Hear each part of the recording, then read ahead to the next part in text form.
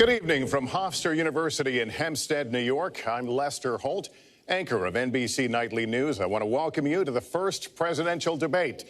The participants tonight are Donald Trump and Hillary Clinton.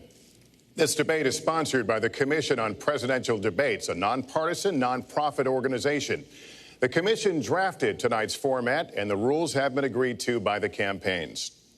The 90-minute debate is divided into 6 segments, each 50 minutes long. We'll explore 3 topic areas tonight: achieving prosperity, America's direction, and securing America.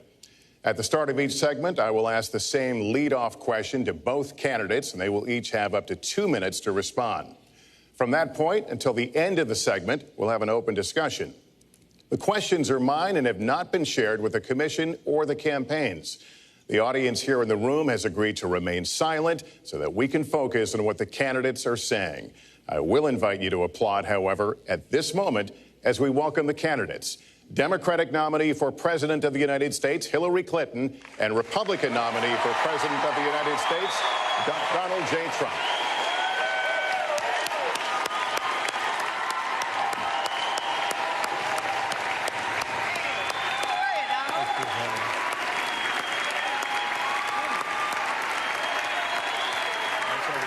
Good luck to you. Mr. Trump, good luck to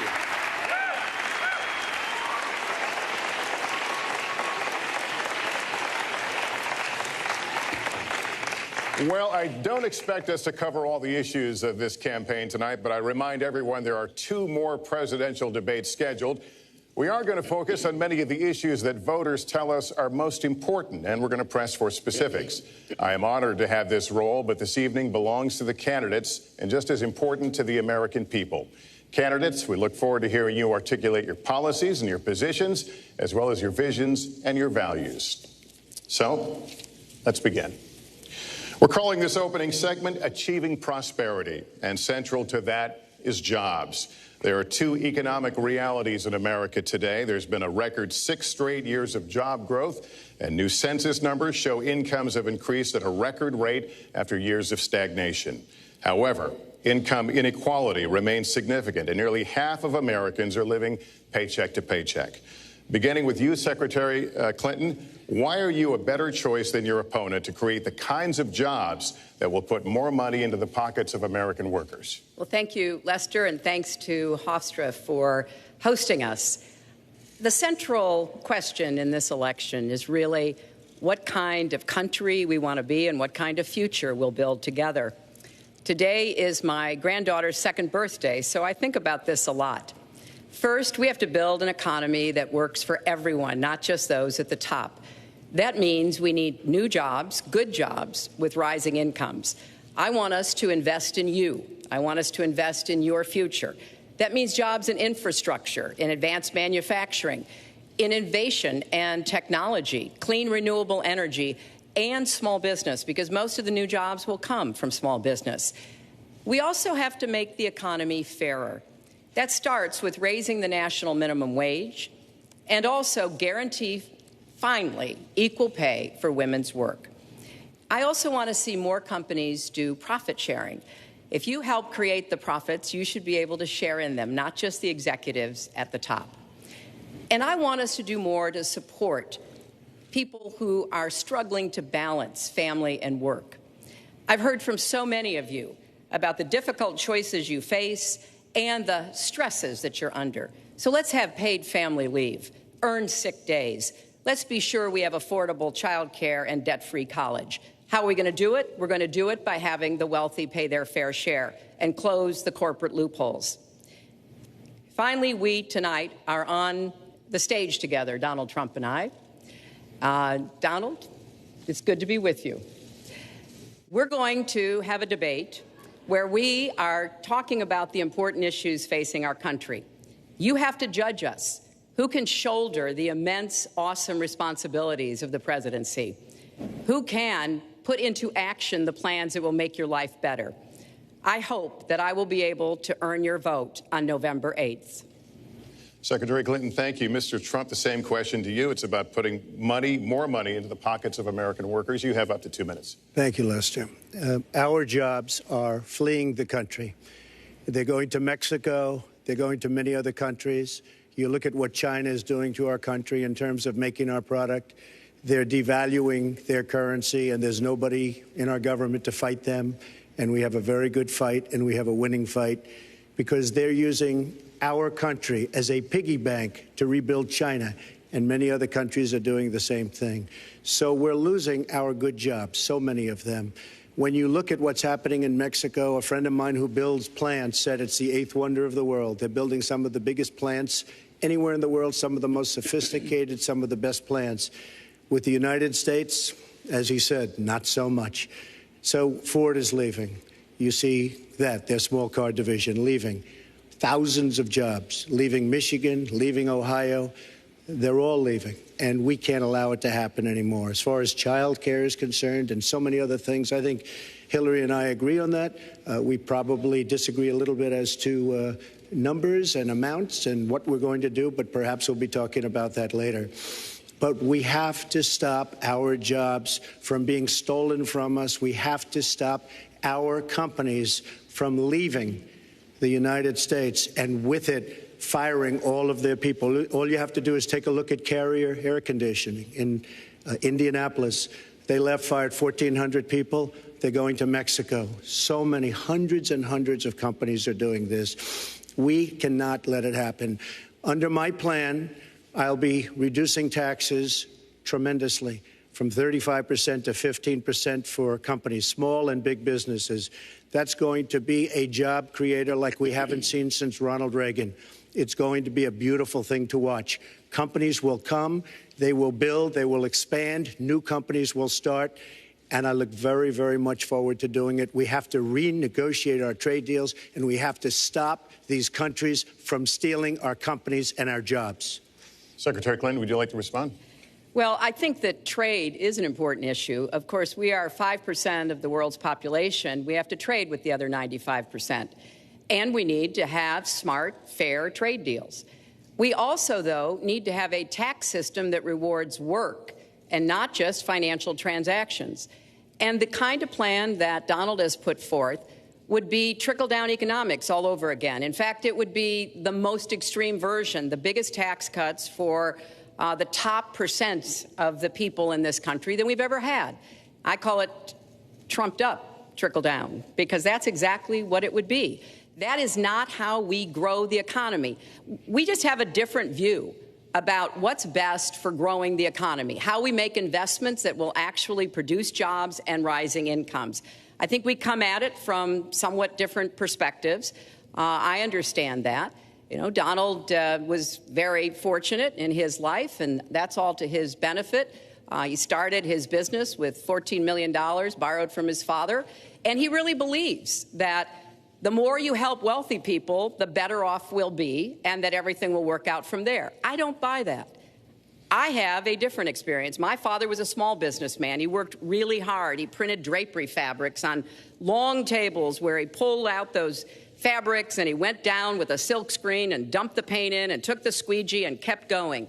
And so what I believe is the more we can do for the middle class, the more we can invest in you, your education, your skills, your future, the better we will be off and the better we'll grow. That's the kind of economy I want us to see again. Let me follow up with Mr. Trump, if I can. You've talked about creating 25 million jobs, and you've promised to bring back millions of jobs for Americans. How are we going to bring back the industries that have left this country for cheaper labor overseas? How specifically are you going to tell American manufacturers that you have to come back? Well, for one thing, and before we start on that, my father gave me a very small loan in 1975, and I built it into a company that's worth many, many billions of dollars with some of the greatest assets in the world.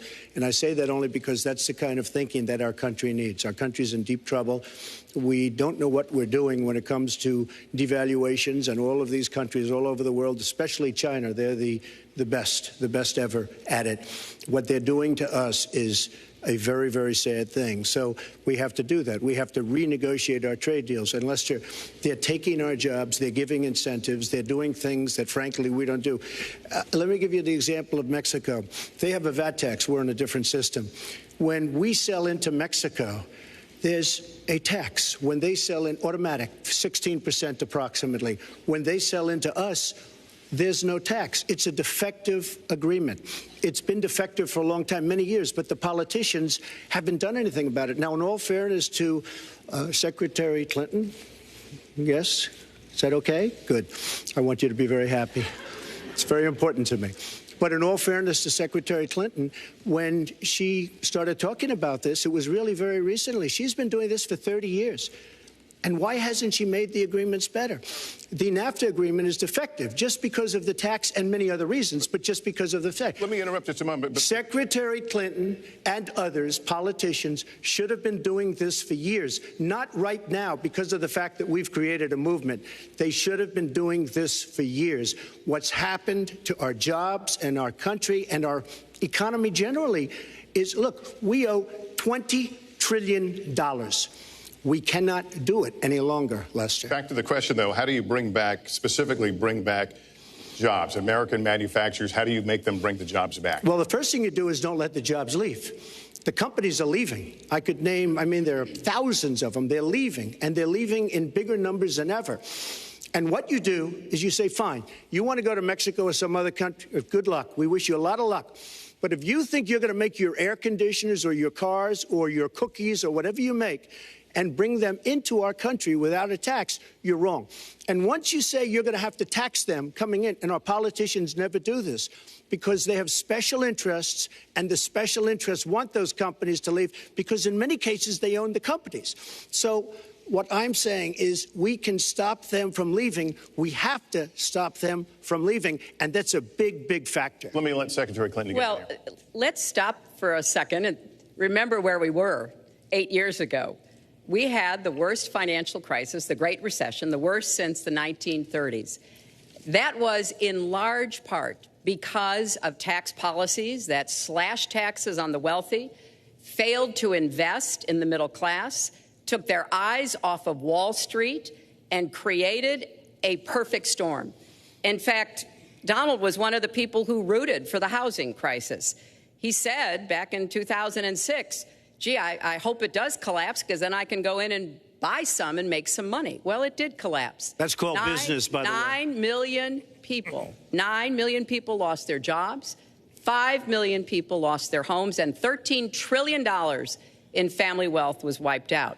Now, we have come back from that abyss, and it has not been easy. So we're now on the precipice of having a potentially much better economy. But the last thing we need to do is to go back to the policies that failed us in the first place.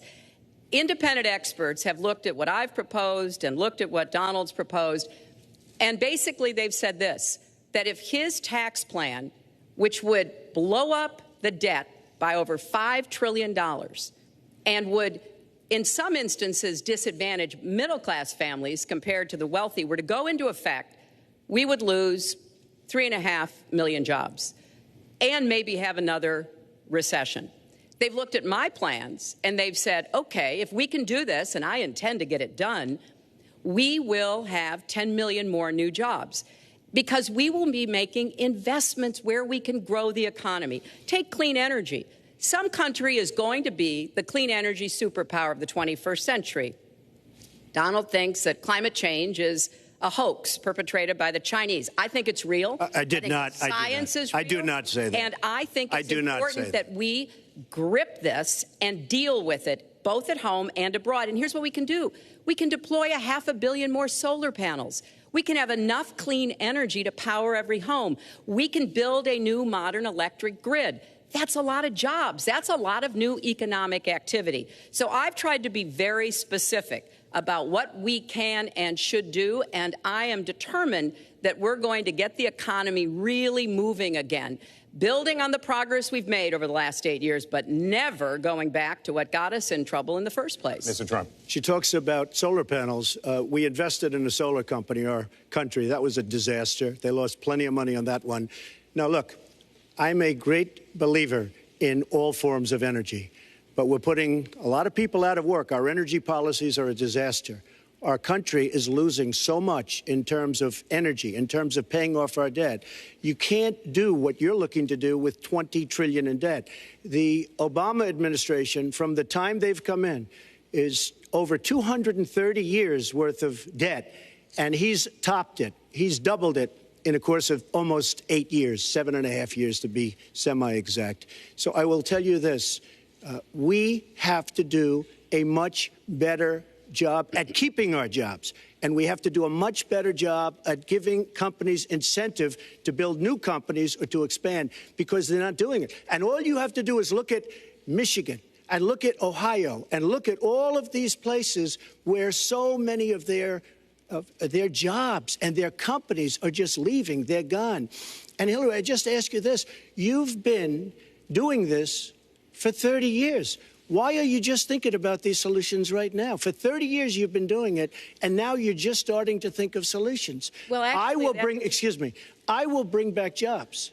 You can't bring back jobs. Well, actually, I have thought about this quite a bit. Yeah, for 30 years. I have, well, not quite that long. I think my husband did a pretty good job in the 1990s. I think a lot about what worked and how we can make it work again. Well, he approved 3 million NAFTA. new jobs, He approved a balanced NAFTA, budget, which is the single worst trade deal ever approved in this country. Incomes went up for everybody. Manufacturing jobs went up also in the 1990s, if we're actually going to look at the facts. When I was in the Senate, I had a number of trade deals that came before me, and I held them all to the same test. Will they create jobs in America? Will they raise incomes in America? And are they good for our national security? Some of them I voted for. The biggest one, a multinational one known as CAFTA, I voted against. And because I hold the same standards as I look at all of these trade deals. But let's not assume that trade is the only challenge we have in the economy. I think it is a part of it, and I've said what I'm going to do. I'm going to have a special prosecutor. We're going to enforce the trade deals we have, and we're going to hold people accountable. When I was Secretary of State, we actually increased American exports globally 30%.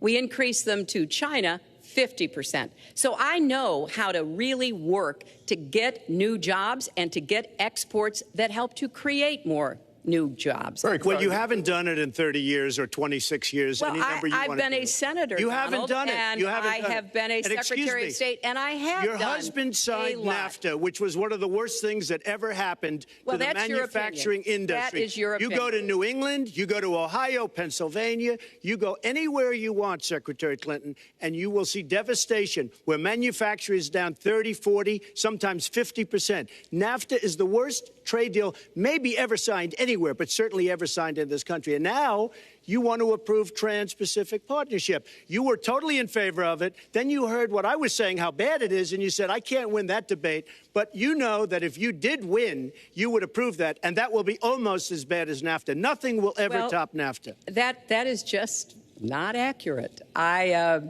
was against it once it was finally negotiated and the terms were laid out. I wrote about that in... You called it the gold standard. Well, I hope... You called it the gold standard of trade deals. You said it's the finest deal you've ever seen. No. And then you heard what I said about it, and all of a sudden you were against it. Well, Donald, I know you live in your own reality, but that is not the facts. The facts are, I did say I hoped it would be a good deal, but when it was negotiated, which I was not responsible for, I concluded it wasn't. I wrote about that. So is it President Obama's fault? Is it President Obama's fault? Even announced. Look, there Secretary, are different, is it President Obama's fault? There are because he's pushing it. There are different views about what's good for our country, our economy, and our leadership in the world.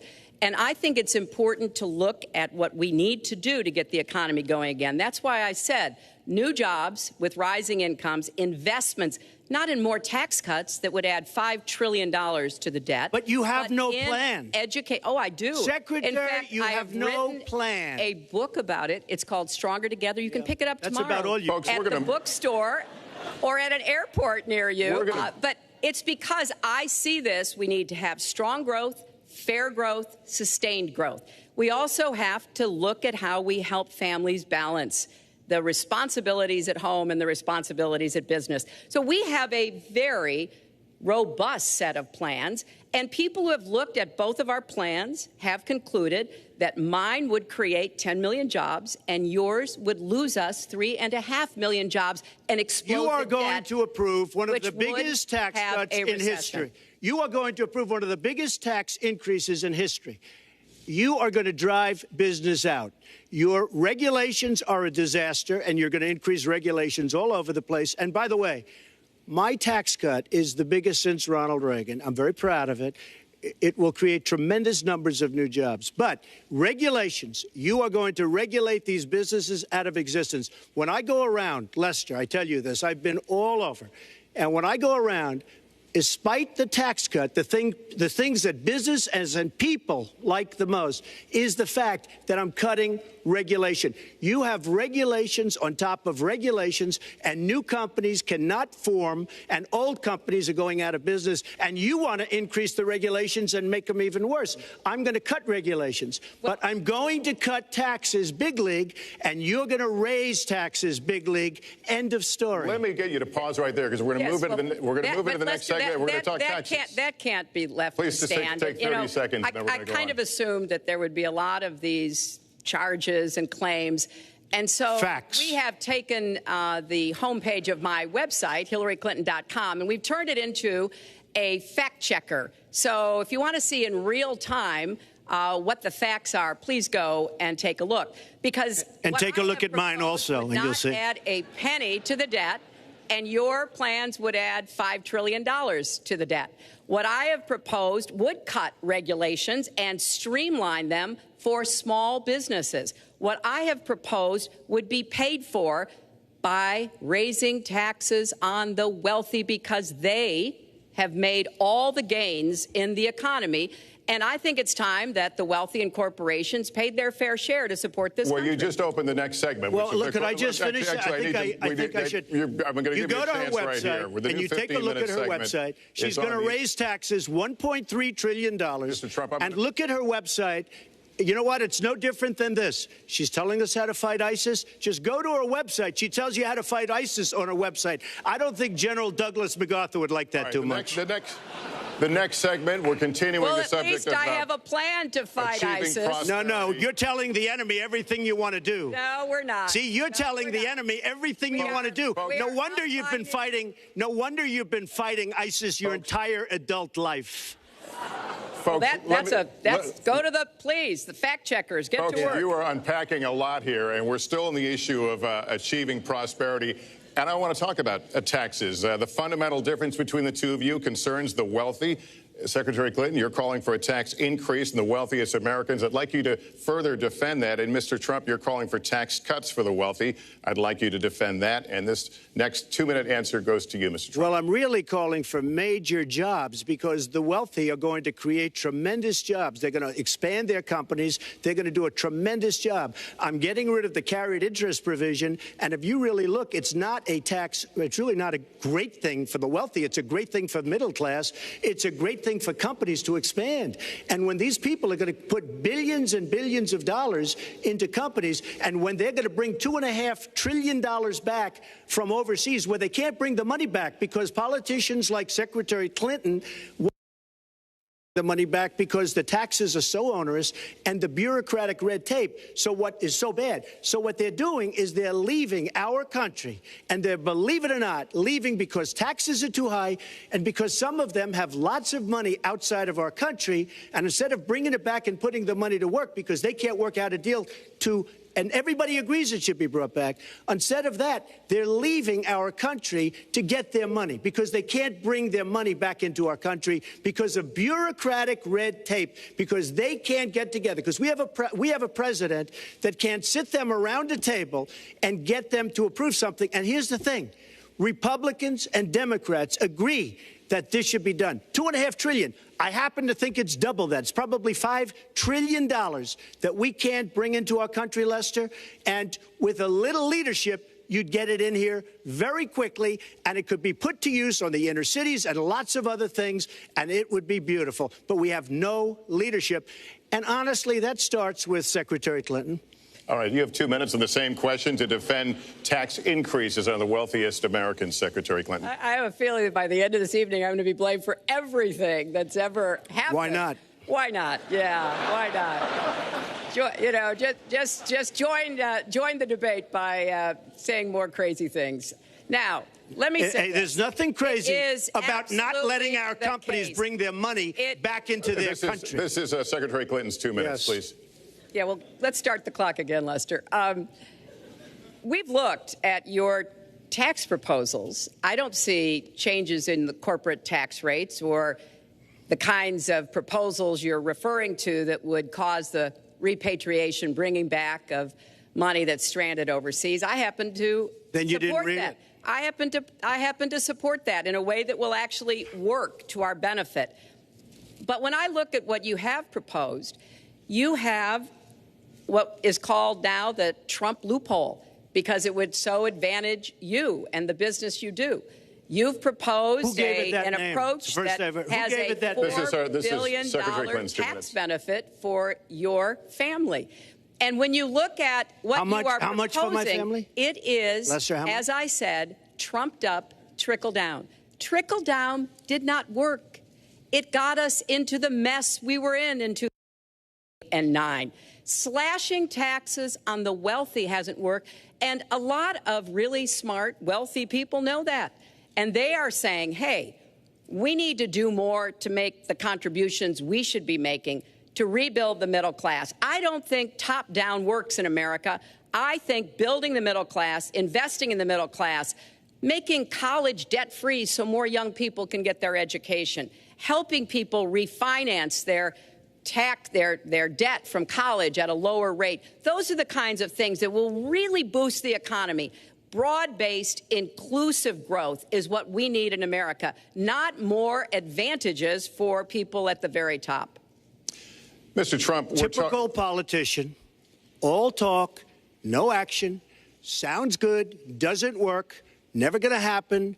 Our country is suffering because people like Secretary Clinton have made such bad decisions in terms of our jobs and in terms of what's going on. Now, look, we have the worst revival of an economy since the Great Depression. And believe me, we're in a bubble right now. And the only thing that looks good is the stock market. But if you raise interest rates even a little bit, that's going to come crashing down. We are in a big, fat, ugly bubble. And we better be awfully careful. And we have a Fed that's doing political things. This Janet Yellen of the Fed is doing political by keeping the interest rates at this level. And believe me, the day Obama goes off and he leaves and he goes out to the golf course for the rest of his life to play golf, when they raise interest rates, you're going to see some very bad things happen because the Fed is not doing their job. The Fed is being more political than Secretary Clinton. Mr. Trump, we're talking about the burden that Americans have to pay, yet you have not released your tax returns. And the reason nominees have released their returns for decades is so that voters will know if their potential president owes money to, who he owes it to, and any business conflicts. Don't Americans have a right to know if there are any conflicts of interest? I don't mind releasing. I'm under a routine audit, and it'll be released. And as soon as the audit's finished, it'll be released. But you will learn more about Donald Trump by going down to the federal elections, where I filed a 104-page, essentially financial statement of sorts, the forms that they have. It shows income. In fact, the income, I just looked today, the income is filed at $694 million for this past year. $694 million. If you would have told me I was going to make that 15 or 20 years ago, I would have been very surprised. But that's the kind of thinking that our country needs. When we have a country that's doing so badly, that's being ripped off by every single country in the world, it's the kind of thinking that our country needs because everybody... Lester, we have a trade deficit with all of the countries that we do business with of almost $800 billion a year. You know what that is? That means who's negotiating these trade deals? We have people that are political hacks negotiating our trade deals. The IRS has an audit of your taxes. You're perfectly free to release your taxes during an audit. And so the question, does the public's right to know outweigh your personal... Well, I told you, I will release them as soon as the audit. Look, I've been under audit almost for 15 years. I know a lot of wealthy people that have never been audited. I said, do you get audited? I get audited almost every year.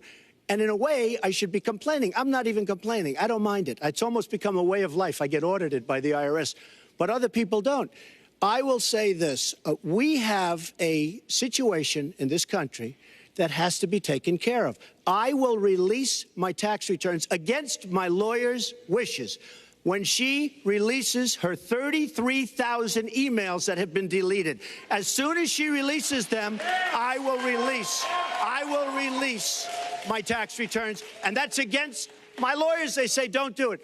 I will tell you this. No, in fact, watching shows, reading the papers, almost every lawyer says you don't release your returns until the audit's complete. When the audit's complete, I'll do it.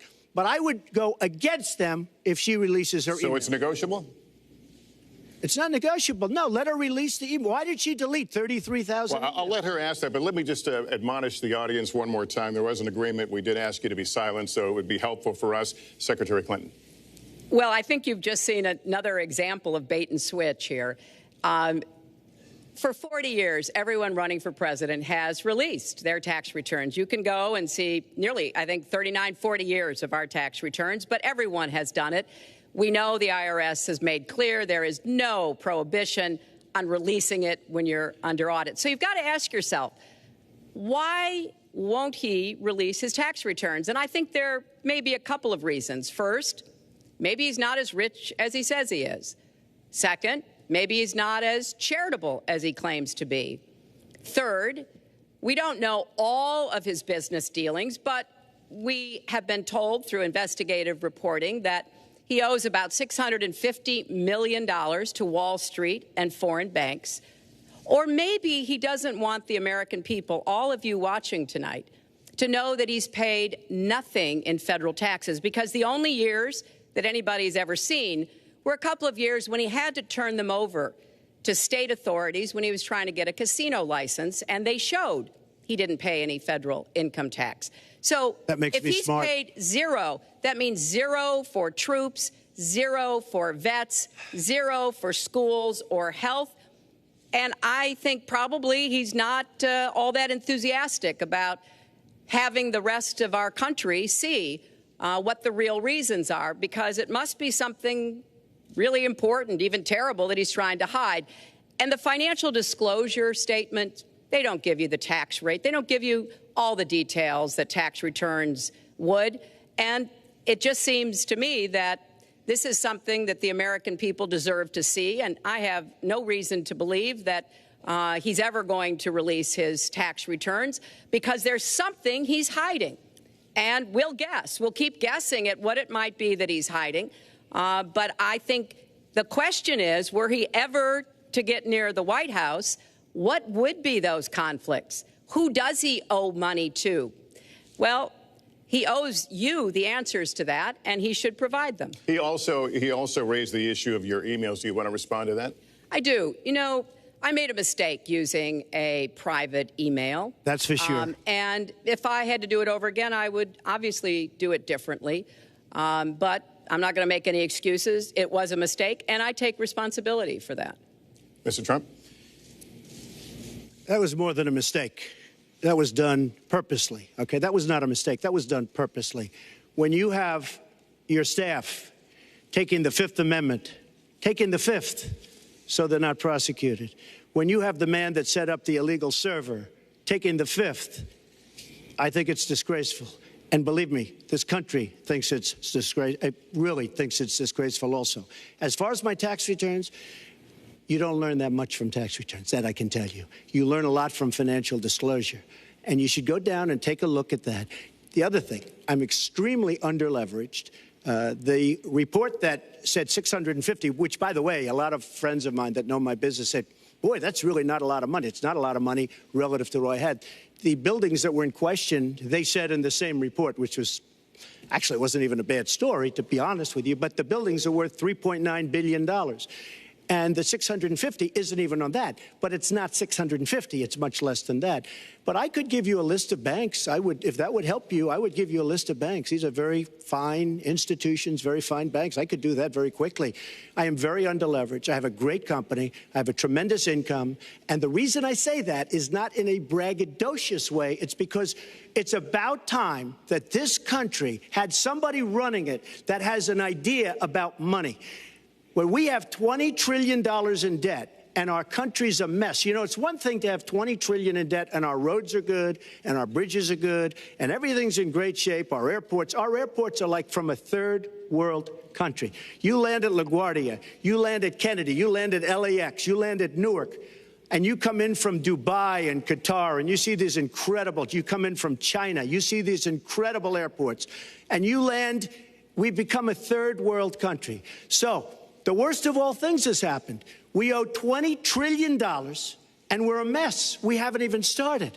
And we've spent $6 trillion in the Middle East, according to a report that I just saw, whether it's 6 or 5, but it looks like it's 6. $6 trillion in the Middle East. We could have rebuilt our country twice, and it's really a shame. And it's politicians like Secretary Clinton that have caused this problem. Our country has tremendous problems. We're a debtor nation. We're a serious debtor nation. And we have a country that needs new roads, new tunnels, new bridges, new airports, new schools, new hospitals. And we don't have the money because it's been squandered on so many of your ideas. Let you and respond, maybe and we'll move to our because next. you haven't paid any federal income tax for a lot of years. And the other thing I think is important It to would be point out squandered too, is believe me. If your main claim to be president of the United States is your business, then I think we should talk about that. You know, your campaign manager said that you built a lot of businesses on the backs of little guys. And indeed, I have met a lot of the people who were stiffed by you and your businesses, Donald. I've met dishwashers, painters, architects, glass installers, marble installers, drapery installers, like my dad was, who you refused to pay when they finished the work that you asked them to do. We have an architect in the audience who designed one of your clubhouses at one of your golf courses. It's a beautiful facility. It immediately was put to use, and you wouldn't pay what the man needed to be paid, what he was charging you. Maybe he didn't do a good job, and I was Well, unsatisfied with his work, which our country should do too. The thousands of people that you have stiffed over the course of your business not deserve some kind of apology from someone who has taken their labor, taken the goods that they produced, and then refused to pay them? I can only say that I'm certainly relieved that my late father never did business with you. He provided a good middle-class life for us, but the people he worked for, he expected the bargain to be kept on both sides. And when we talk about your business, you've taken business bankruptcy 6 times. There are a lot of great business people that have never taken bankruptcy once. You call yourself the king of debt. You talk about leverage. You even at one time suggested that you would try to negotiate down the national debt of the United States. Well, sometimes there's not a direct transfer of skills from business to government, but sometimes what happened in business would be really bad for government. Let's let Mr. And Trump we need So, yeah, to I think be it's- very I do think clear it's time. about that. Look, it's all words. It's all sound bites. I built an unbelievable company, some of the greatest assets anywhere in the world, real estate assets anywhere in the world, beyond the United States, in Europe, lots of different places. It's an unbelievable company. But on occasion, 4 times, we used certain laws that are there. And when Secretary Clinton talks about people that didn't get paid, first of all, they did get paid a lot, but taking advantage of the laws of the nation. Now, if you want to change the laws, you've been there a long time, change the laws.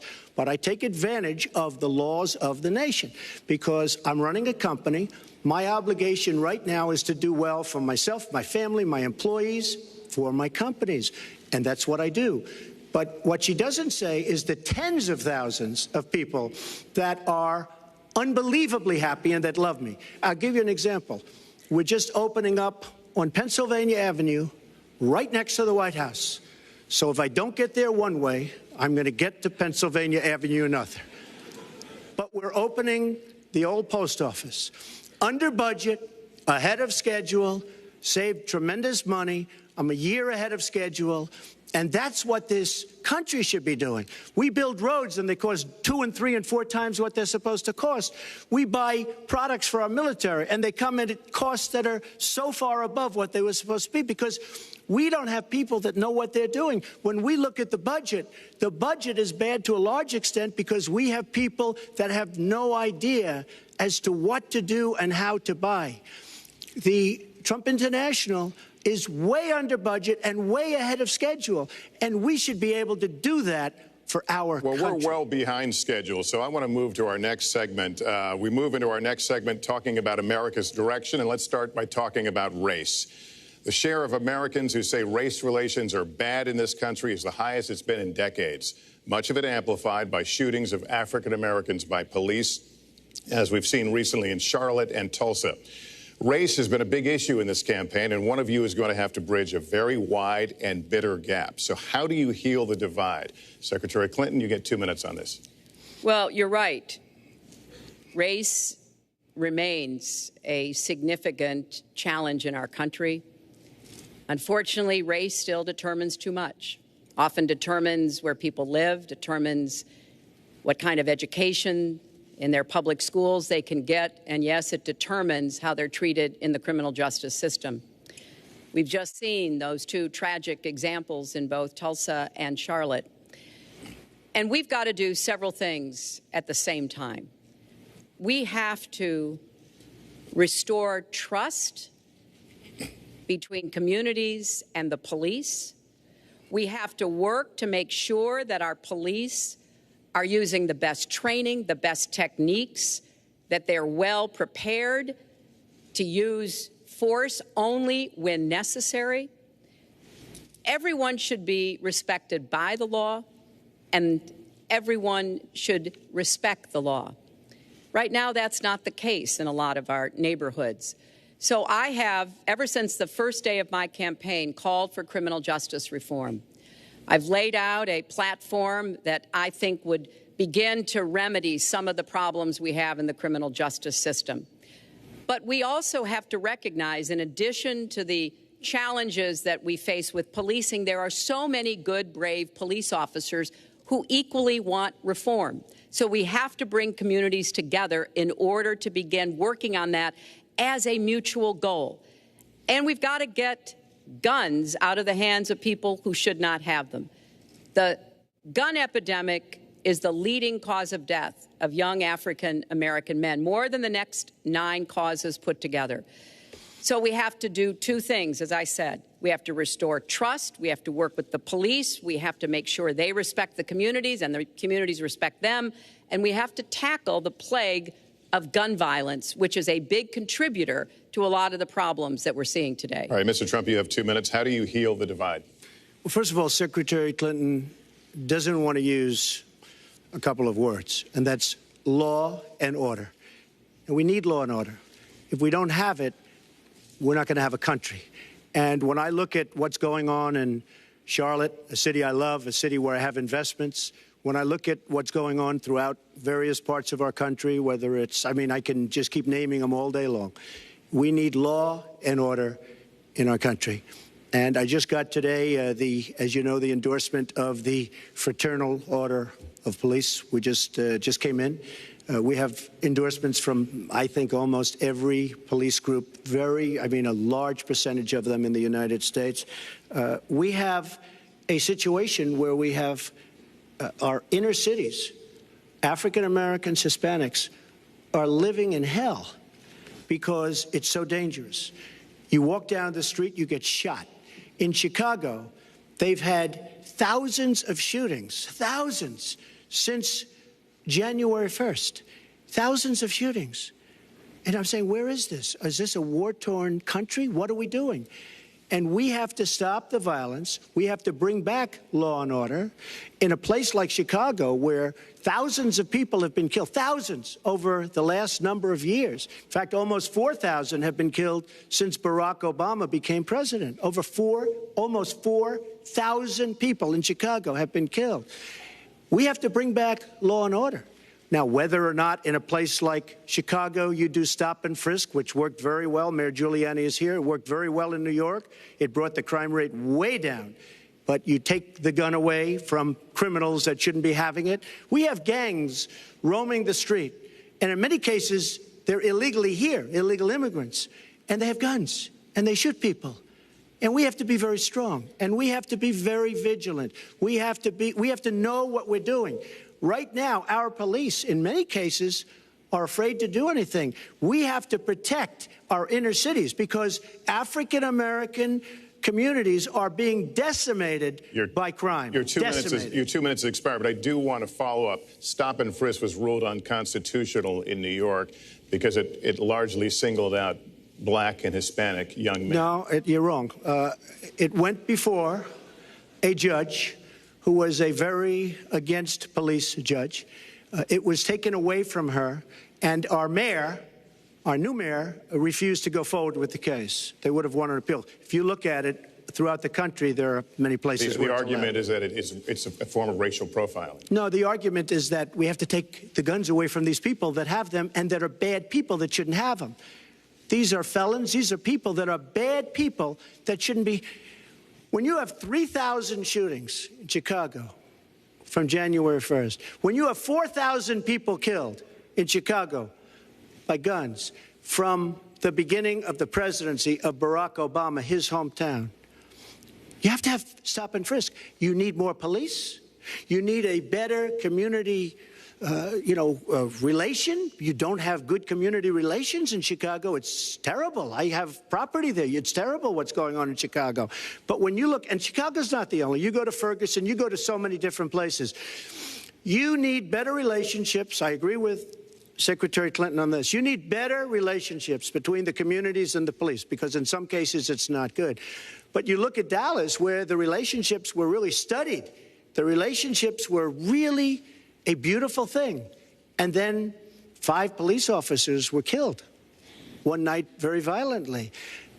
So there's some bad things going on, some really bad things. Secretary Clinton, but we need, Lester, we need law and order. And we need law and order in the inner cities, because the people that are most affected by what's happening are African-American and Hispanic people. And it's very unfair to them what our politicians are allowing to happen. Secretary Clinton.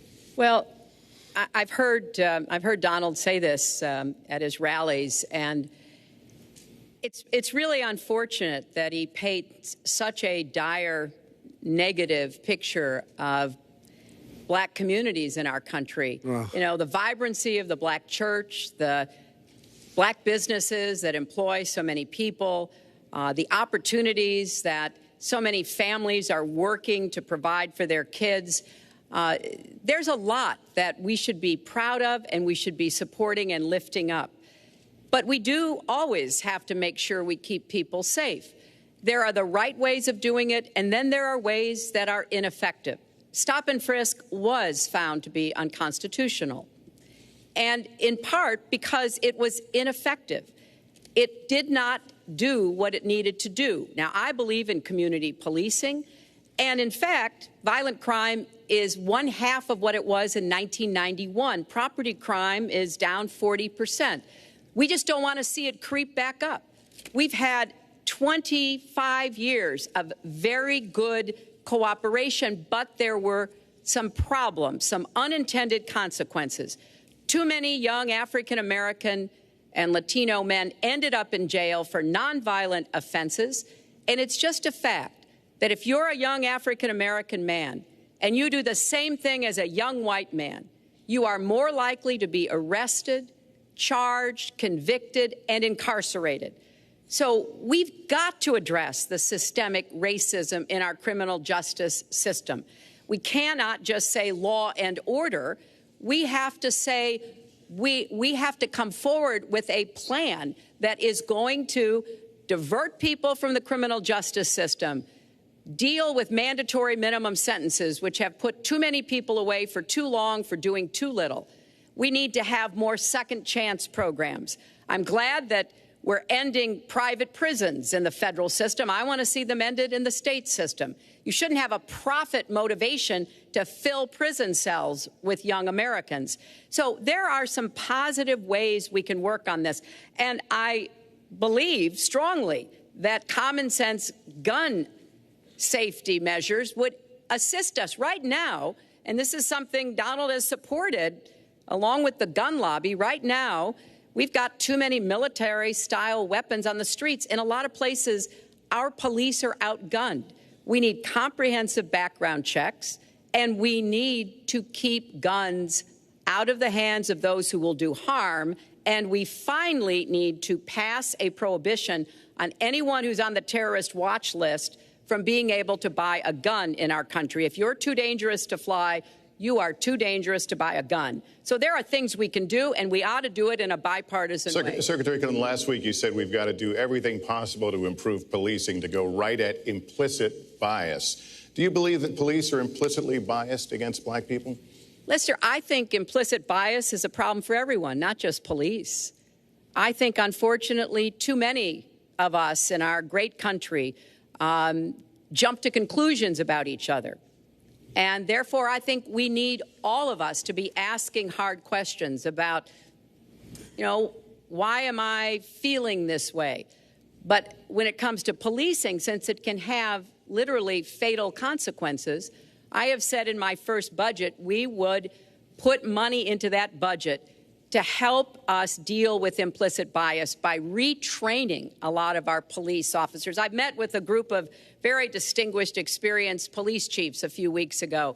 They admit it's an issue. They've got a lot of concerns. Mental health is one of the biggest concerns because now police are having to handle a lot of really difficult mental health problems on the street. They want support. They want more training. They want more assistance.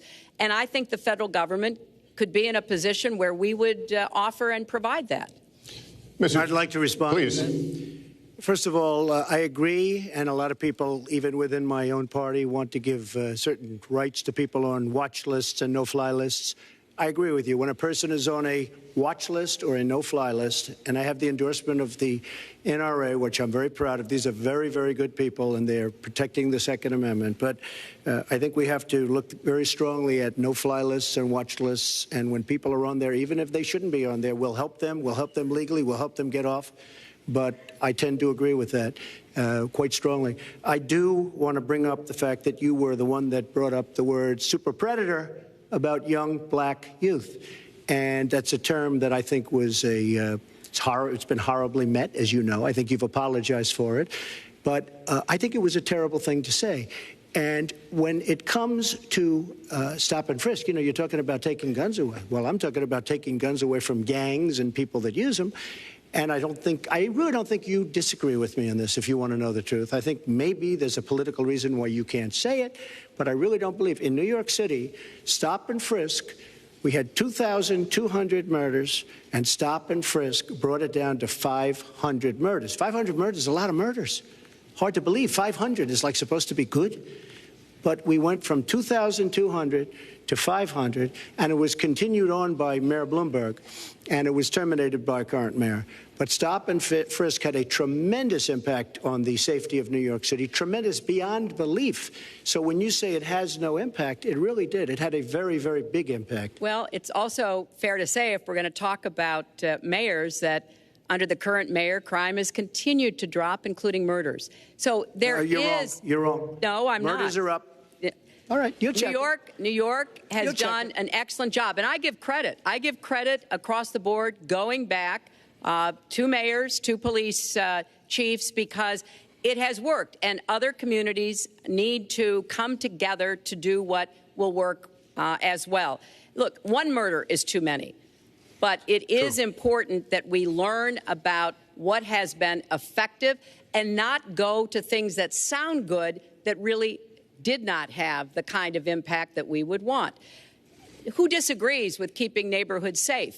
But let's also add, no one should disagree about respecting the rights of young men who live in those neighborhoods.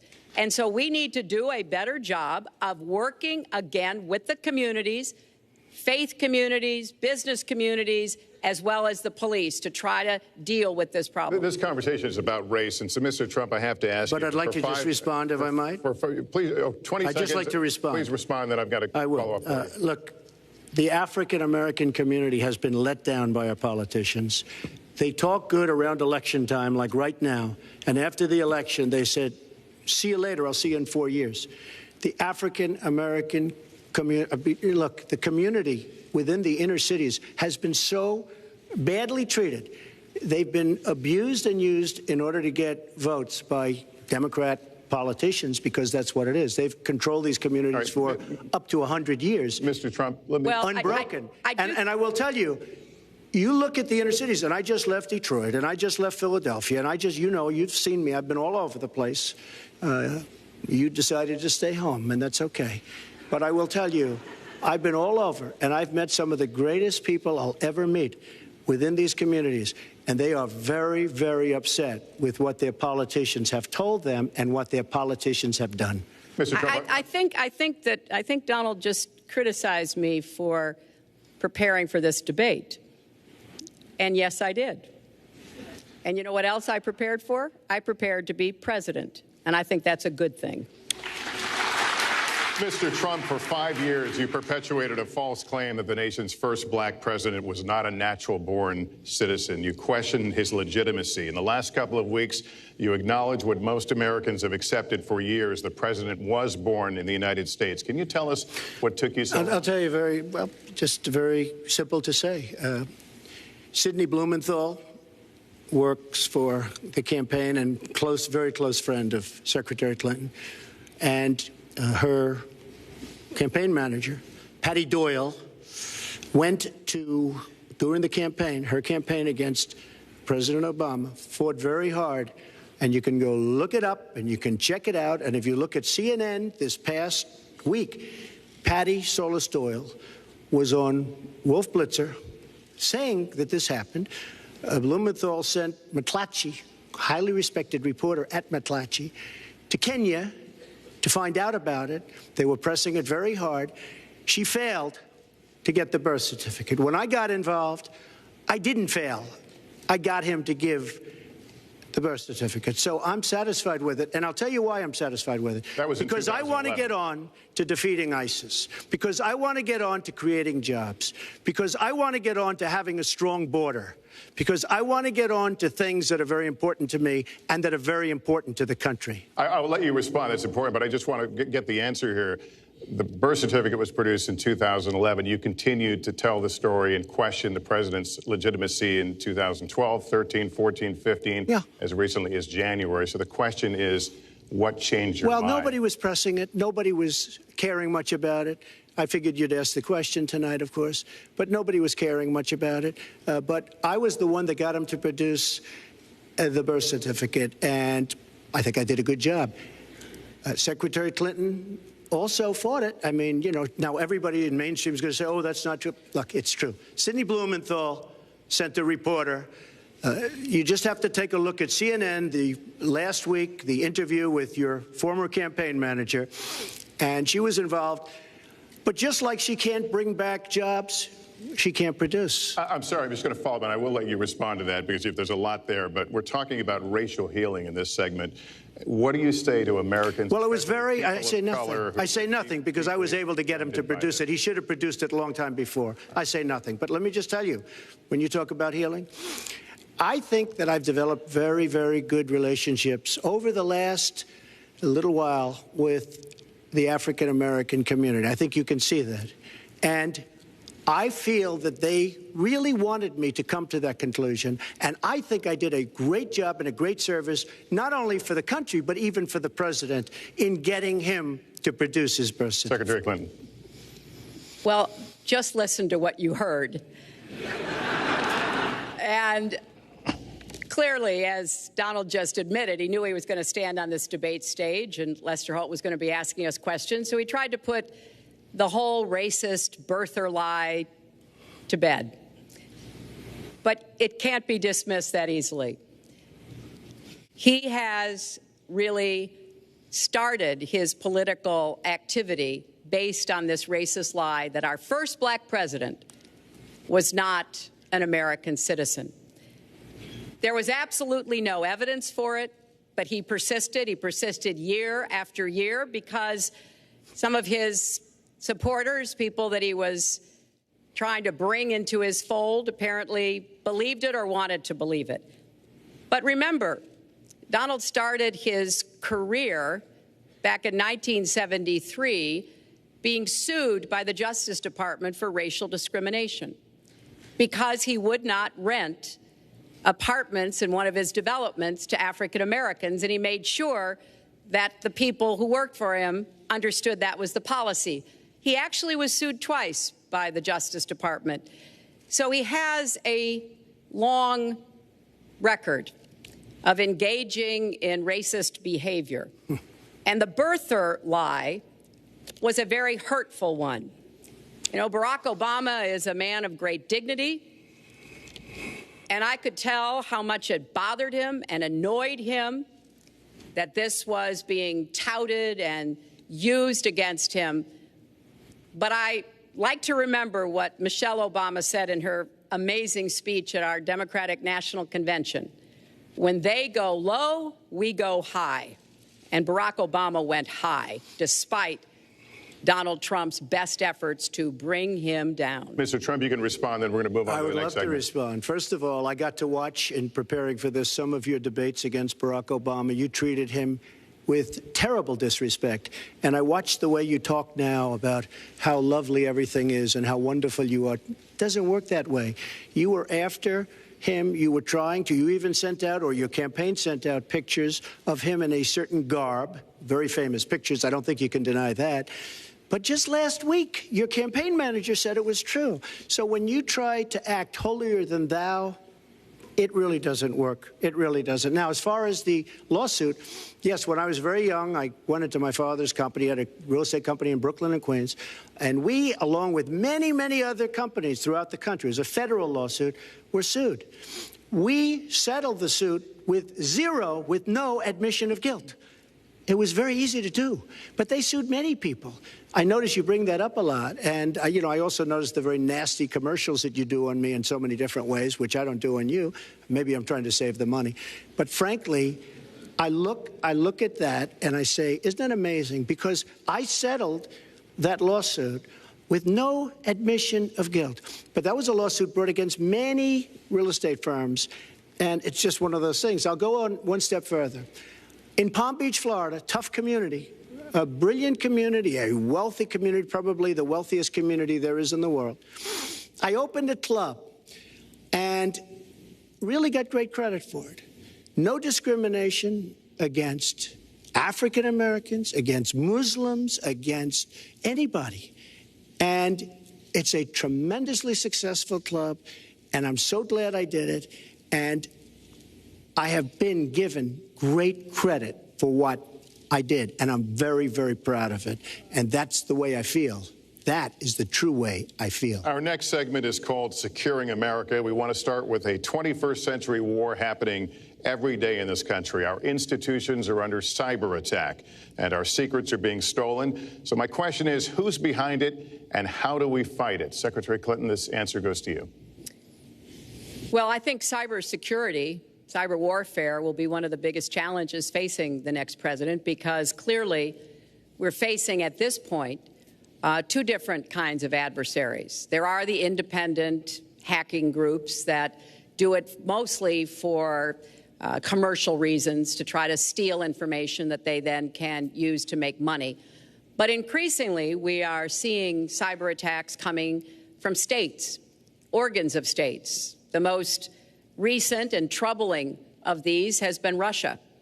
There's no doubt now that Russia has used cyber attacks against all kinds of organizations in our country, and I am deeply concerned about this. I know Donald's very praiseworthy of Vladimir Putin, but Putin is playing a really tough, long game here. And one of the things he's done is to let loose cyber attackers to hack into government files, to hack into personal files, hack into the Democratic National Committee. And we recently have learned that that this is one of their preferred methods of trying to wreak havoc and collect information. We need to make it very clear, whether it's Russia, China, Iran, or anybody else, the United States has much greater capacity, and we are not going to sit idly by and permit state actors to go after our information, our private sector information or our public sector information. And we're going to have to make it clear that we don't want to use the kinds of tools that we have. We don't want to engage in a different kind of warfare, but we will defend the citizens of this country. And the Russians need to understand that. I think they've been treating it as almost a probing.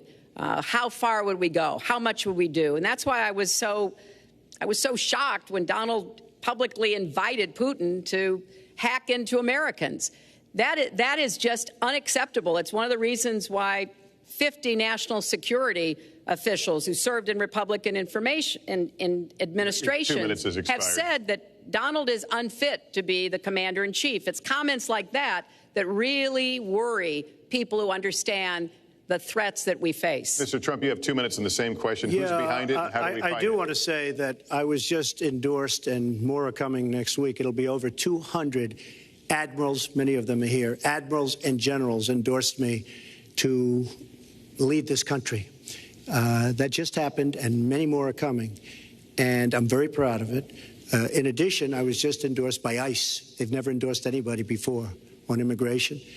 I was just endorsed by ICE. I was just recently endorsed 16,500 Border Patrol agents. So when Secretary Clinton talks about this, I mean, I'll take the admirals and I'll take the generals any day over the political hacks that I see that have led our country so brilliantly over the last 10 years with their knowledge, okay? Because look at the mess that we're in. Look at the mess that we're in. As far as the cyber, I agree to parts of what Secretary Clinton said. We should be better than anybody else, and perhaps we're not. I don't think anybody knows it was Russia that broke into the DNC. She's saying Russia, Russia, Russia, but maybe it was. I mean, it could be Russia, but it could also be China. It could also be lots of other people. It also could be somebody sitting on their bed that weighs 400 pounds, okay? You don't know who broke in to DNC, but what did we learn with DNC? We learned that Bernie Sanders was taken advantage of by your people, by Debbie Wasserman Schultz. Look what happened to her. But Bernie Sanders was taken advantage of. That's what we learned. Now, whether that was Russia, whether that was China, whether it was another country, we don't know. Because the truth is, under President Obama, we've lost control of things that we used to have control over. We came in with the Internet. We came up with the Internet. And I think Secretary Clinton and myself would agree very much. When you look at what ISIS is doing with the Internet, they're beating us at our own game, ISIS. So we have to get very, very tough on cyber and cyber warfare. It is a huge problem. I have a son. He's 10 years old. He has computers. He is so good with these computers. It's unbelievable. The security aspect of cyber is very, very tough, and maybe it's hardly doable. But I will say we are not doing the job we should be doing. But that's true throughout our whole governmental society. We have so many things that we have to do better, Lester, and certainly cyber is one of them. Secretary Clinton. Well, I think there are a number of issues that we should be addressing. I have put forth a plan to defeat ISIS. It does involve going after them online. I think we need to do much more with our tech companies to prevent ISIS and their operatives from being able to use the Internet to radicalize, even direct people in our country and Europe and elsewhere. But we also have to intensify our air strikes against ISIS and eventually support our Arab and Kurdish partners to be able to actually take out ISIS in Raqqa and their claim of being a caliphate. We're making progress. Our military is assisting in Iraq, and we're hoping that within the year we'll be able to push ISIS out of Iraq and then, really squeeze them in Syria. But we have to be cognizant of the fact that they've had foreign fighters coming to volunteer for them, foreign money foreign weapons. So we have to make this the top priority, and I would also do everything possible to take out their leadership. I was involved in a number of efforts to take out al-Qaeda leadership when I was Secretary of State, including, of course, taking out bin Laden, and I think we need to go after Baghdadi as well, make that one of our organizing principles, because we've got to defeat ISIS, and we've got to do everything we can to disrupt their propaganda efforts online. You mentioned ISIS, and we think of ISIS certainly as over there, but there are American citizens who have been inspired to commit acts of terror on American soil. The latest incident, of course, the bombings we just saw in New York and New Jersey, the knife attack at a mall in Minnesota, and the last year, deadly attacks in San Bernardino and Orlando. I'll ask this to both of you. Tell us specifically how you would prevent homegrown attacks by American citizens, Mr. Trump. Well, first I have to say one thing, very important. Secretary Clinton is talking about taking out ISIS. We will take out ISIS. Well, President Obama and Secretary Clinton created a vacuum the way they got out of Iraq, because they got out, they shouldn't have been in, but once they got in, the way they got out was a disaster, and ISIS was formed. So she talks about taking them out. She's been doing it a long time. She's been trying to take them out for a long time. But they wouldn't have even been formed if they left some troops behind, like 10,000 or maybe something more than that. And then you wouldn't have had them. Or, as I've been saying for a long time, and I think you'll agree because I said it to you once, had we taken the oil, and we should have taken the oil, ISIS would not have been able to form either, because the oil was their primary source of income. And now they have the oil all over the place, including the oil, a lot of the oil in Libya, which was another one of her disasters. Secretary Clinton. Well, I hope the fact checkers are turning up the volume and really working hard. Donald supported the invasion of Iraq. Wrong. That is absolutely wrong. Proved over and over again. Wrong. He actually advocated for the actions we took in Libya and urged that Gaddafi be taken out after actually doing some business with him one time.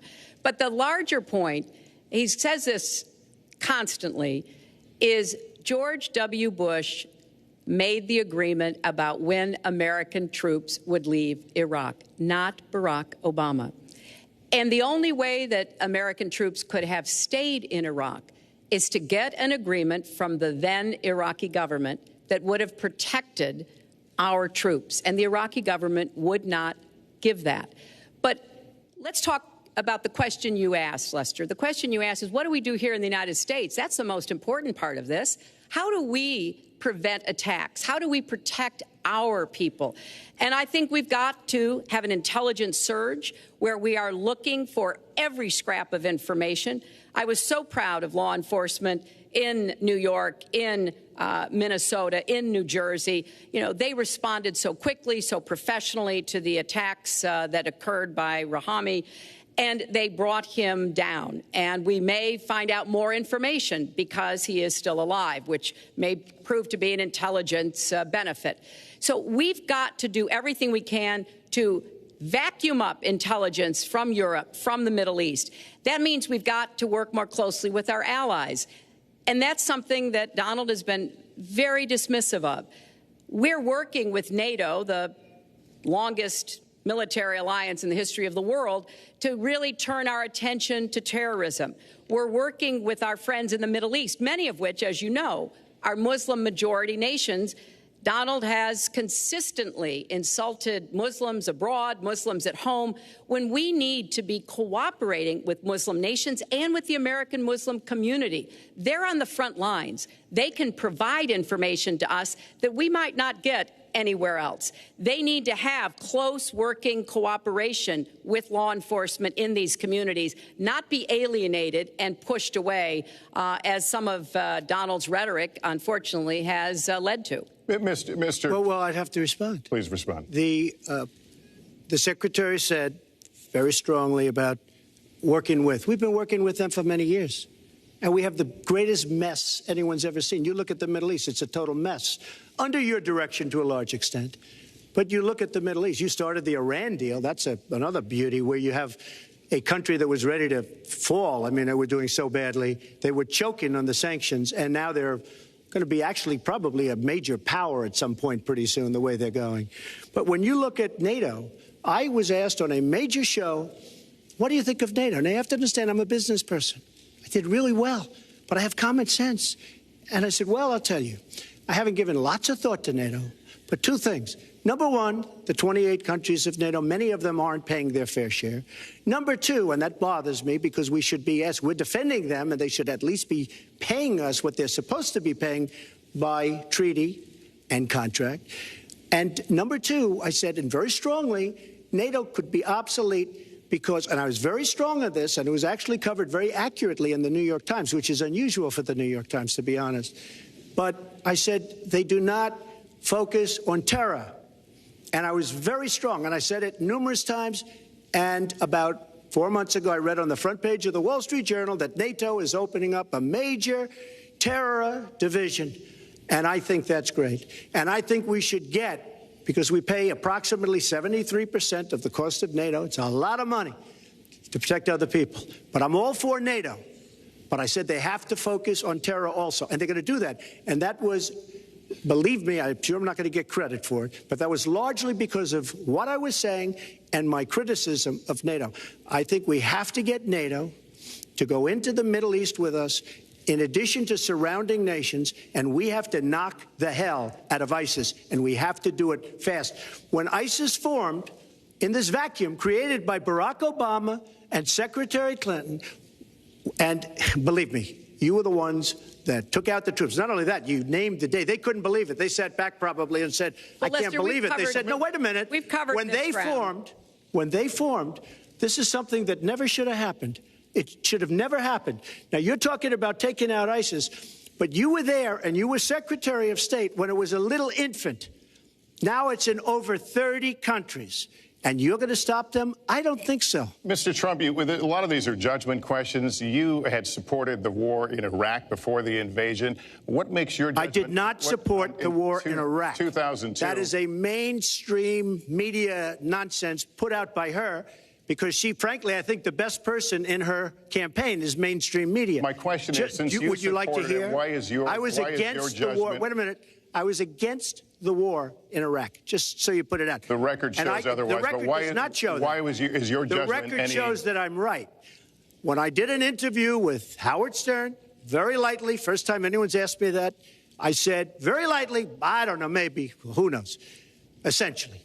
I then did an interview with Neil Cavuto. We talked about the economy is more important. I then spoke to Sean Hannity, which everybody refuses to call Sean Hannity. I had numerous conversations with Sean Hannity at Fox, and Sean Hannity said, and he called me the other day, and I spoke to him about it. He said, you were totally against the war, because he was for the war. Why is your judgment better than... And that was before the war started. Sean Hannity said very strongly to me and other people, he's willing to say, but nobody wants to call him, I was against the war. He said, you used to have fights with me because Sean was in favor of the war. And I understand that side also, not very much, because we should have never been there. But nobody called Sean Hannity. And then they did an article in a major magazine shortly after the war started, I think in 2004, but they did an article which had me totally against the war in Iraq. And one of your compatriots said, you know, whether it was before or right after, Trump was definitely, because if you read this article, there's no doubt. But if somebody, and I'll ask the press, if somebody would call up Sean Hannity, this was before the war started, he and I used to have arguments about the war. I said it's a terrible and a stupid thing. It's going to destabilize the Middle East, and that's exactly what it's done. It's been a disaster. My reference was to what you had said in 2002, and my question was, why is your judgment any different than Mrs. Clinton? Well, I have much better judgment than she does. There's no question about that. I also have a much better temperament than she has. You know, I have a much better. She spent, let me tell you, she spent hundreds of millions of dollars on an advertising. You know, they get Madison Avenue into a room, they put names. Oh, temperament, let's go after. I think my strongest asset, maybe by far, is my temperament. I have a winning temperament. I know how to win. She does not know how to win. Clinton. Wait, the AFL-CIO the other day, behind the blue screen, I don't know who you were talking to, Secretary Clinton, but you were totally out of control. I said, there's a person with a temperament that's got a problem. Secretary Clinton. Woo, okay. Let's talk about two important issues that were briefly mentioned by Donald. First, NATO. You know, NATO as a military alliance has something called Article 5, and basically it says this: an attack on one is an attack on all. And do you know the only time it's ever been invoked? After 9/11, when the 28 nations of NATO said that they would go to Afghanistan with us to fight terrorism, something that they still are doing by our side. With respect to Iran, when I became Secretary of State, Iran was weeks away from having enough nuclear material to form a bomb. They had mastered the nuclear fuel cycle under the Bush administration. They had built covert facilities. They had stocked them with centrifuges that were whirling away. And we had sanctioned them. I voted for every sanction against Iran when I was in the Senate, but it wasn't enough. So I spent a year and a half putting together a coalition that included Russia and China to impose the toughest sanctions on Iran. And we did drive them to the negotiating table.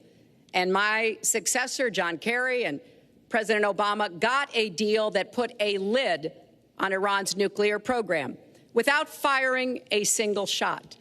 That's diplomacy. That's coalition building. That's working with other nations. The other day, I saw Donald saying that there were some Iranian sailors on a ship in the waters off of Iran, and they were taunting American sailors who were on a nearby ship. He said, you know, if they taunted our sailors, I'd blow them out of the water and start another war. That would not good judgment. That is not the right temperament to be commander-in-chief, to be taunted. And the worst part of what we've heard Donald say has been about nuclear weapons. He has said repeatedly that he didn't care if other nations got nuclear weapons, Japan, South Korea, even Saudi Arabia. It has been the policy of the United States, Democrats and Republicans, to do everything we could to reduce the proliferation of nuclear weapons. He even said, well, you know, if there were a nuclear war in East Asia, well, you know, that's fine. You know, have a good time, folks. And in fact, his cavalier attitude about nuclear weapons is so deeply troubling. That is the #1 threat we face in the world, and it becomes particularly threatening if terrorists ever get their hands on any nuclear material. So a man who can be provoked by a tweet should not have his fingers anywhere near the nuclear codes, as far as I think anyone with any sense about this should be concerned. That line's getting a little bit old, I must say. Listen, it's a good one, though. I would like to, well describes the problem. It's not an accurate one at all. It's not an accurate one. So I just want to give a lot of things, and just to respond, I agree with her on one thing. The single greatest problem the world has is nuclear armament, nuclear weapons, not global warming like you think and your president thinks. Nuclear is the single greatest threat. Just to go down the list, we defend Japan, we defend Germany, we defend South Korea, we defend Saudi Arabia, we defend countries. They do not pay us what they should be paying us because we are providing tremendous service and we're losing a fortune. That's why we're losing. We lose on everything. I say, who makes these?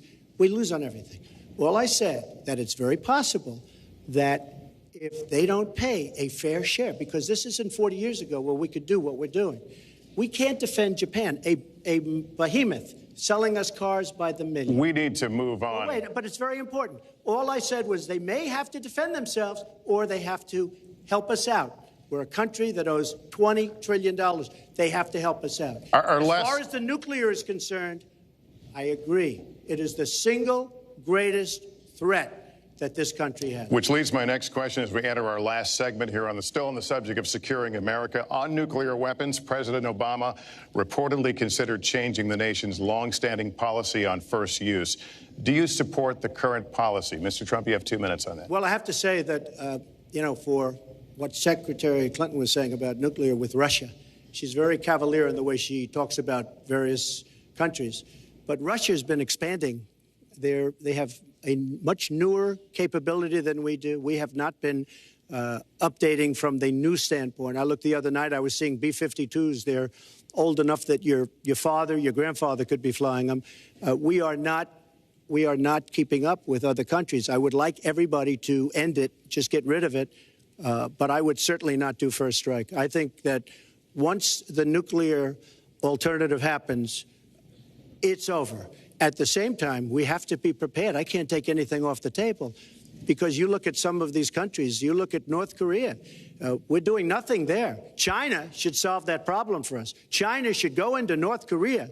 China is totally powerful as it relates to North Korea. And by the way, another one powerful is the worst deal I think I've ever seen negotiated that you started is the Iran deal. Iran is one of their biggest trading partners. Iran has power over North Korea. And when they made that horrible deal with Iran, they should have included the fact that they do something with respect to North Korea. And they should have done something with respect to Yemen and all these other places. And when asked to Secretary Kerry, why didn't you do that? Why didn't you add other things into the deal? One of the great giveaways of all time, including $400 million in cash. Nobody's ever seen that before. That turned out to be wrong. It was actually $1.7 billion in cash. Obviously, I guess, for the hostages, it certainly looks that way. So you say to yourself, why didn't they make the right deal? This is one of the worst deals ever made by any country in history. The deal with Iran will lead to nuclear problems. All they have to do is sit back 10 years, and they don't have to do much, and they're going to end up getting nuclear. I met with Bibi Netanyahu the other day. Believe me, he is not a happy camper. All right, Mrs. Clinton, Secretary Clinton, you have 2 minutes. Let me start by saying words matter. Words matter when you run for president, and they really matter when you are president. And I want to reassure our allies in Japan and South Korea and elsewhere that we have mutual defense treaties, and we will honor them. It is essential that America's word be good. And so I know that this campaign has caused some questioning and some worries on the part of many leaders across the globe. I've talked with a number of them. But I want to, on behalf of myself, and I think on behalf of a majority of the American people, say that, our word is good. It's also important that we look at the entire global situation. There's no doubt that we have other problems with Iran, but personally, I'd rather deal with the other problems having put that lid on their nuclear program than still to be facing that. And Donald never tells you what he would do. Would he have started a war? Would he have bombed Iran? If he's going to criticize a deal that has been very successful in giving us access to Iranian facilities that we never had before, then he should tell us what his alternative would be. But it's like his plan to defeat ISIS. He says it's a secret plan, but the only secret is that he has no plan. So we need to be more precise in how we talk about these issues. People around the world follow our presidential campaigns so closely, trying to get hints about what we will do. Can they rely on us? Are we going to lead the world with strength and in accordance with our values? That's what I intend to do. I intend to be a leader of our country that people can count on, both here at home and around the world, to make decisions that will further peace and prosperity, but also stand up to bullies, whether they're abroad or at home. We cannot let those who would try to destabilize the world, to interfere with American interests and security, to be given any opportunities at all. Is expired. Lester, one thing I'd like to say. Very quickly. I will go very quickly, but I will tell you that Hillary will tell you to go to her website and read all about how to defeat ISIS, which she could have defeated by never having it, get going in the first place. Right now, it's getting tougher and tougher to defeat them because they're in more and more places, more and more states, more and more nations. Mr. Trump. And it's a big problem. And as far as Japan is concerned, I want to help all of our allies. But we are losing billions and billions of dollars. We cannot be the policeman of the world. We cannot protect countries all over the world where they're not paying us what we need. We have just a few final questions. She doesn't say that because she's got no business ability. We need heart. We need a lot of things. But you have to have some basic ability. And sadly, she doesn't have that. All of the things that she's talking about could have been taken care of during the last 10 years, let's say, while she had great power. But they weren't taken care of. And if she ever wins this race, they won't be taken care of. Mr. Trump, this year, Secretary Clinton became the first woman nominated for president by a major party. Earlier this month, you said she doesn't have, quote, a presidential look. She's standing here right now. What did you mean by that? She doesn't have the look. She doesn't have the stamina. I said she doesn't have the stamina. And I don't believe she does have the stamina. To be president of this country, you need tremendous stamina. The quote was, I just don't think she has a presidential look. Wait a minute, Leslie, you asked me a question. Did you ask me a question? You have to be able to negotiate our trade deals. You have to be able to negotiate, that's right, with Japan, with Saudi Arabia. I mean, can you imagine we're defending Saudi Arabia, and with all of the money they have, we're defending them and they're not paying? All you have to do is speak to them. Wait, you have so many different things you have to be able to do, and I don't believe that Hillary has the stamina. Let's let her respond. Well, as soon as he travels to 112 countries and negotiates a peace deal, a ceasefire, a release of dissidents, an opening of new opportunities in nations around the world, or even spends 11 hours testifying in front of a congressional committee, he can talk to me about stamina. The world, let me tell you, Hillary has experience, but it's bad experience. We have made so many bad deals during the last, so she's got experience, that I agree, but it's bad experience. Whether it's the Iran deal that you're so in love with, where we gave them $150 billion back, whether it's the Iran deal, whether it's anything you can name, you almost can't name a good deal. I agree. She's got experience, but it's bad experience. And this country can't afford to have another 4 years of that kind of experience. We are at the final question. One thing, Lester, is, you know, he tried to switch from looks to stamina. But this is a man who has called women pigs, slobs, and dogs, and someone who has said pregnancy is an inconvenience to employers, who has said women don't deserve equal pay unless they do as good a job as men. And one of the worst things he said was about a woman in a beauty contest. He loves beauty contests, supporting them and hanging around them. And he called this woman Miss Piggy. Then he called her Miss Housekeeping because she was Latina. Donald, she has a name. Where did you find her this? name is Alicia Machado. Where did you find and it? she has become a U.S. citizen, and you can bet she's going to vote this November. Okay, good. Let me just tell you. Mr. Trump, we're going to take 10 seconds, and then we're going to have the final question. Hillary is hitting me with tremendous commercials. Some of it said in entertainment. Some of it said somebody who's been very vicious to me, Rosie O'Donnell. I said very tough things to her, and I think everybody would agree that she deserves it, and nobody feels sorry for her. But you want to know the truth? I was going to say something extremely rough to Hillary, to her family, and I said to myself, I can't do it. I just can't do it. It's inappropriate. It's not nice. But she spent hundreds of millions of dollars on negative ads on me, many of which are absolutely untrue. They're untrue and they're misrepresentations. And I will tell you this, Lester, it's not nice, and I don't deserve that. But it's certainly not a nice thing that she's done. It's hundreds of millions of ads, and the only gratifying thing is I saw the polls come in today, and with all of that money, over $200 million is spent, and I'm either winning or tied, and I've spent practically nothing. One of you will not win this election. So my final question to you tonight, are you willing to accept the outcome as the will of the voters? Secretary Clinton? Well, I support our democracy. And sometimes you win, sometimes you lose. But I certainly will support the outcome of this election.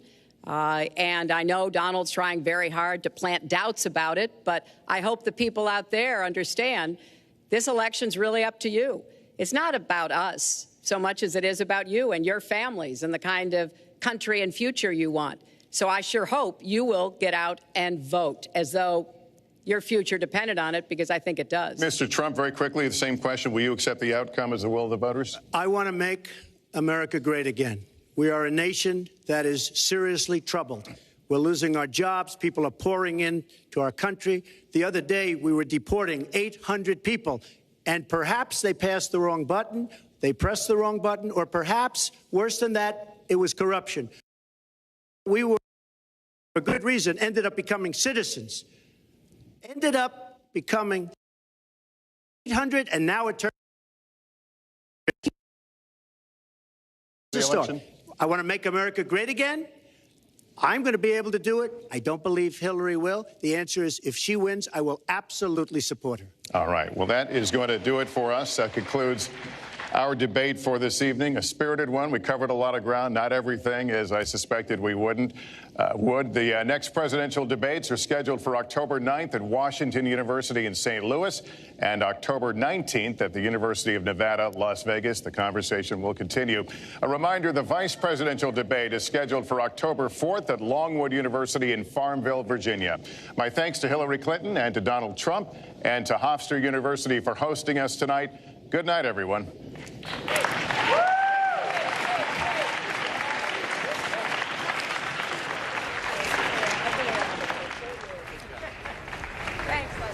And there you have it. Now, the very first official presidential debate between Hillary Clinton and Donald Trump is now over, moderated, of course, by NBC's Lester Holt. They covered a range of topics we expected they would: the economy, national security, tax returns, emails, race relations, the birther movement, ISIS. It all came up. There's a lot to get through. There are a lot of fact checks.